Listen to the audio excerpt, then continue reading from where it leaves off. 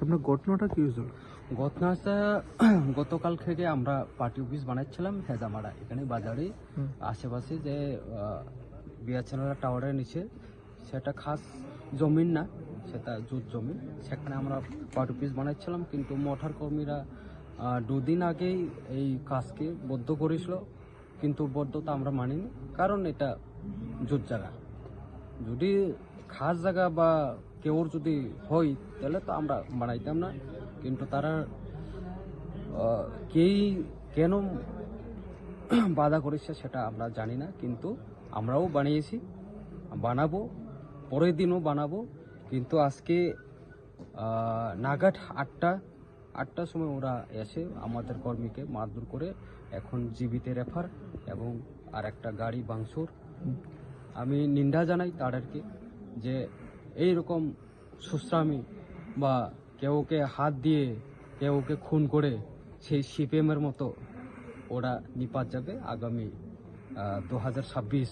এখন 2026 এডিসিতে ওরা দেখাবে।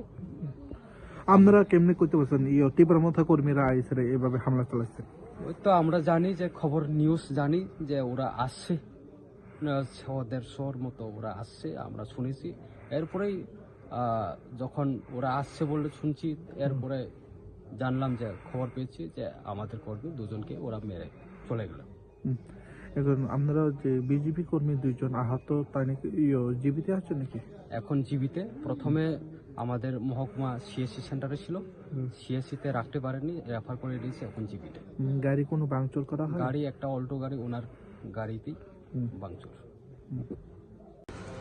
আজকে আমরা একটু আগে শুনতে পারলাম সম্ভবত হেজামারাতে আমার পার্টি অফিস নতুন উদ্বোধনের জন্য কাজ চলছে। তো আমাদের কর্মীরাও সবাই উৎসাহের মধ্যে তারা এই পার্টি অফিসের জন্য কাজ করছিল। তো কাজটা সেরেই তারা বাড়ি যাওয়ার পথে তাদেরকে রাস্তার মধ্যে আটকিয়ে তীব্রমথার মানে কিশোর যারা ওইখানের অশৃঙ্খল বাহিনী আমাদের কর্মীদের উপরে ওনাকে মানে হত্যা করার উদ্দেশ্যে তারা প্রাণঘাতীর হামলা চালায় ওনারা। তো এখন জিবি হাসপাতালে কোনো সময় দাও কোদাল লয়া যেভাবে আমাদের কর্মীদের উপরে হামলা করা হয়েছে, হেমার, বন্দুক, দাও কোদাল, টোটালি তাদেরকে জানে মারার উদ্দেশ্যে তারা হামলা চালায়। তো এটা কোনোভাবে আমরা সেটা বরখাস্ত করবে না, আইনের পথে চলবে।